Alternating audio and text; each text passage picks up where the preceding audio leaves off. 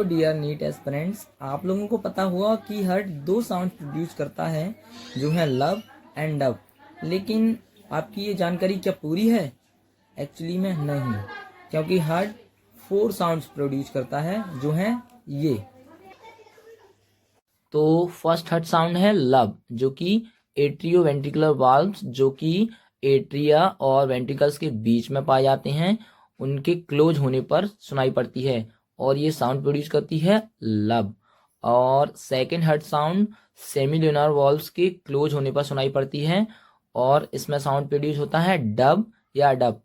और third heart sound short and low pitch की होती है और इसका कॉज है rushing of blood into ventricles. और फोर्थ हार्ट साउंड है वो भी शॉर्ट और लो पिच की होती है और इसका रीजन है, इसका कॉज है कॉन्ट्रैक्शन ऑफ एट्रियल मस्कुलेचर, यानी कि एट्रियम के कॉन्ट्रैक्शन के कारण ये सुनाई पड़ती है। आई होप ये वीडियो आपको अच्छी लगी हो। Thank you, bye.